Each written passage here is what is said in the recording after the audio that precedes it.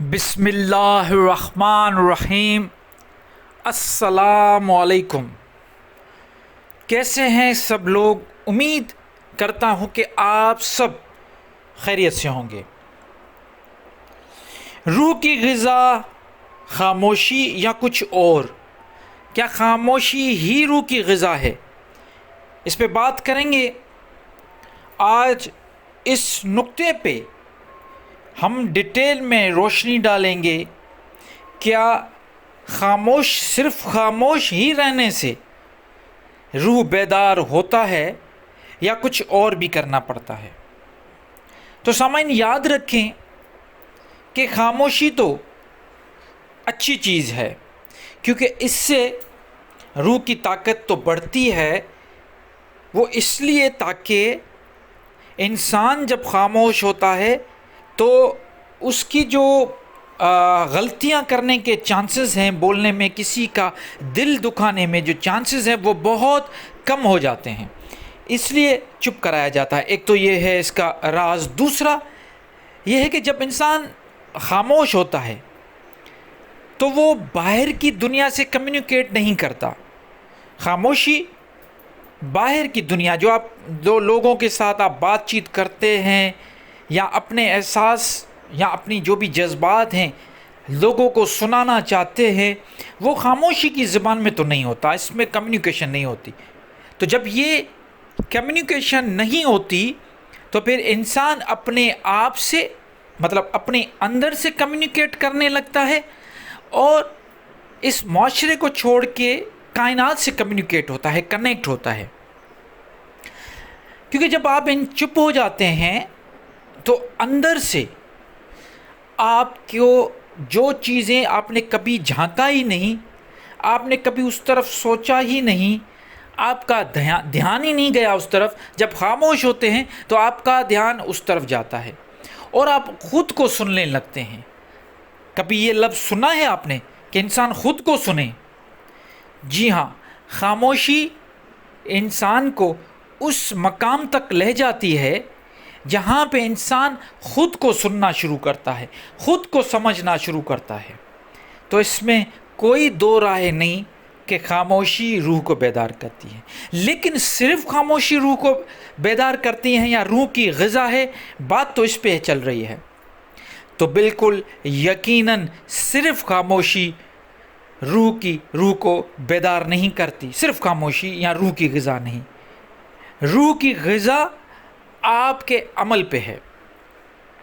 آپ خاموشی سے بیٹھ گئے 1 سال 2 سال، ایسے تو مون ورت لیتے ہیں لوگ، خاموشی کا روزہ رکھتے ہیں۔ آپ 10 سال بھی خاموش ہو جائیں تو ٹھیک ہے، آپ اپنے آپ کو تو سننے لگیں گے، لیکن کیا ہوگا پھر اگر عمل نہیں؟ تو سب سے بہترین طریقہ ہے اپنے جو روح کو غذا یا روح کو بیدار کرنے کے لیے، روحانیت میں ایک خاص مخصوص قسم کی طاقت لے کے آنے کے لیے سب سے بہترین جو راستہ ہے وہ آپ کے اعمال ہیں، وہ آپ کے روزمرہ کے جو لین دین کے تعلقات ہیں وہ اہمیت رکھتے ہیں۔ آپ دوسروں کے ساتھ کیسے چلتے ہیں؟ دوسروں میں سب سے پہلے تو حضرت انسان آ جاتا ہے، لیکن اس حضرت انسان کے بعد جو کچھ اللہ تعالیٰ نے تمہارے لیے اس زمین میں پیدا کیا ہے، وہ جو کچھ بھی پیدا کیا ہے اس کے ساتھ تمہارا سلوک کیسا ہے؟ احسن سلوک ہے، صلہ رحمی ہے، جھوٹ نہیں بولنا، انسان تو انسان، جانوروں کے ساتھ بھی محبت کتنی کرتے ہو؟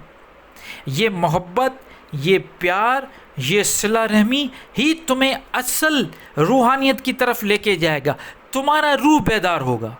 جس دن تمہارا روح بیدار ہو گیا اسی دن تم ایک کامل انسان بنو گے، کیونکہ انسان میں اللہ تعالیٰ نے اپنی روح پھونک کر ایک نفس بھی دے دیا۔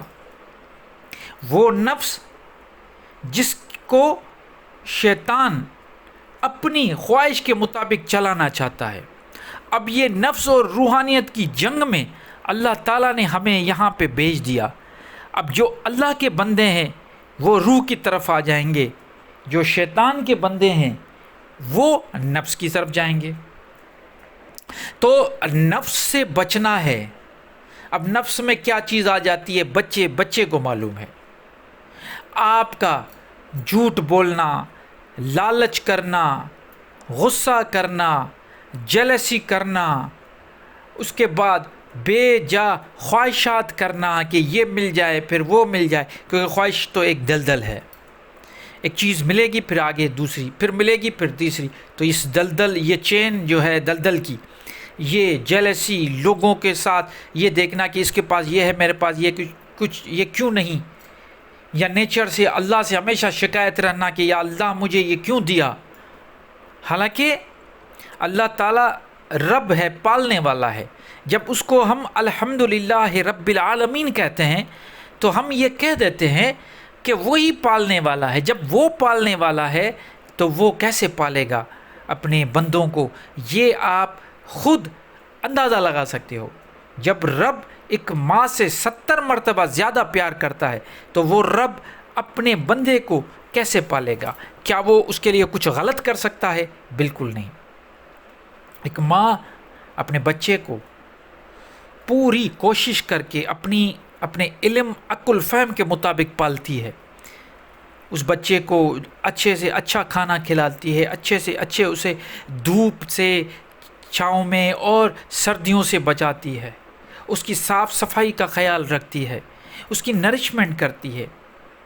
لیکن اس کے رسپانس میں اگر وہ بچہ، ایک ماں نے اپنے بچے کو نہلا کے بڑا تیار کر کے پیمپر پہنا کے اور اس کو بالکل صاف کر کے اور چھوڑا ہے کہ وہ ابھی گھومتا پھرتا رہے، اور وہ ایک ہی پل میں وہ زمین میں بلاٹیاں مارے اور مٹی اٹھا کے منہ میں ڈالے یا کوئی گند کچرا منہ میں ڈالے، تو اس میں اس کی ماں کا قصور تو نہیں، وہ رسپانس اس بچے کا ہے. تو ہمارا رسپانس کیسا ہے یہ اصل میٹر کرتا ہے. اللہ تعالیٰ تو ہمیں اچھے طریقے سے پال رہا ہے. اللہ تعالیٰ نے کیا کیا نہیں دیا. کبھی اس چیز کو غور کیا ہے آپ نے کہ یہ جو زبان کا ٹیسٹ ہے، اس ایک ہی زبان میں ایک ہی ٹیسٹ برڈس ہے، اس میں آپ کو کھٹا، میٹھا، کڑوا، پھیکا سب نظر آتا ہے، سب فیل ہو رہا ہے. اور اس کی تسکین کے لیے اللہ تعالیٰ نے فروٹس، ویجیٹیبلز، ایسی کھانے کی چیزیں بنا دی جو ان سب کی تسکین. کبھی میٹھے کھانے کو دل کرے تو جا کے میٹھا لے لو، کھٹا کھانے کو دل کرے تو کھٹا کھا لو، پھیکا کھانے کو دل کرے تو پھیکا لو، اور کڑوا کھانے کو مطلب جو تمہارا دل کر رہا ہے. نمکین کھانے کو دل کر رہا ہے تو نمکین، جو تمہارا دل کرے وہ پہلے سے اویلیبل ہے. کیا یہ اللہ کا احسان نہیں؟ تو یہی وجہ ہے کہ اللہ تعالیٰ نے قرآن میں فرمایا وما قدر اللہ حق قدری ہی، اللہ کا جو حق ہے قدر کرنے کا وہ نہیں کیا گیا، انسان نے وہ حق ادا ہی نہیں کیا. تو یقین کرے اگر آپ چاہتے ہیں روحانیت اور روح کی غذا، مطلب روح کو بیدار کریں، تو خاموشی کے ساتھ، خاموش تو رہیں، یہ بھی ایک عمل ہے، لیکن اپنے عمل صالح کریں. انشاءاللہ آپ کی روحانی طاقت، روحانیت میں آپ اللہ کے بندے بن جائیں گے، آپ شیطان کے بندے نہیں بنیں گے.